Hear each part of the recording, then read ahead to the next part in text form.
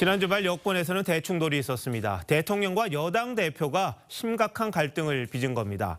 이번 총선에서 하나의 변곡점이 될 듯해서 총선 설명서 서반장, 김반장 시간에서 한번 다뤄보도록 하겠습니다. 자, 김정우 반장 시작하시죠. 네, 오늘은 갈등부터 봉합까지입니다.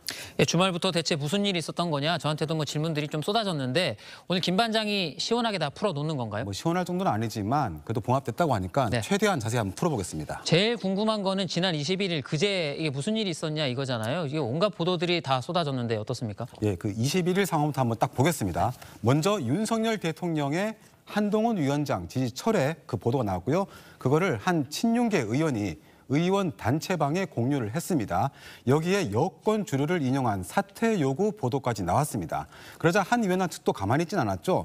한 위원장은 대통령실에서 사퇴를 요구했고요. 그리고 받아들이지 않겠다는 입장을 밝혔습니다. 이어 이관섭 비서실장과의 회동 사실도 알려지게 됩니다.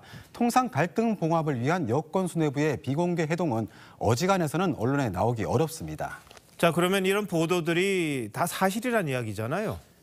일부 와전된 부분도 있어 보이지만 큰 틀에서 맞습니다. 앞서 당일 오전 한 위원장과 그리고 윤재욱 원내대표 그리고 이관섭 비서실장 세 사람이 만났습니다.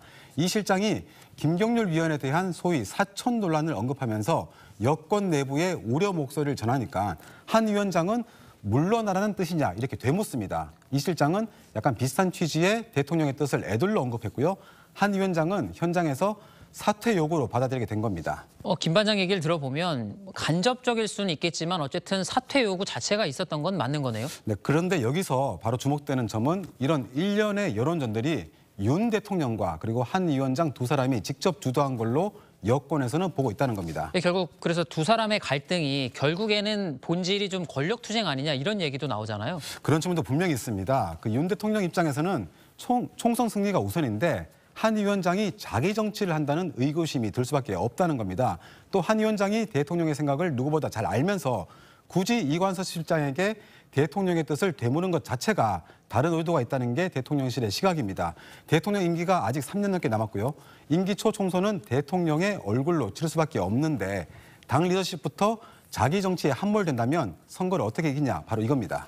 그런데 반대로 한 위원장 입장에서 한번 생각을 해보면요. 이번 총선에서 진다면 이 향후 정치 행로가 정치 입지가 불투명해질 수 있으니까 대통령의 뜻을 설사 알았다라고 하더라도 그대로 따를 수도 없는 거 아니에요? 네, 그렇죠. 그래서 그 한 위원장 스스로 불출마까지 선언하고 배수의 진을 쳤기 때문에 본인이 생각하는 야당의 그 총선 공격 소재들을 그냥 지나칠 수는 없다는 겁니다.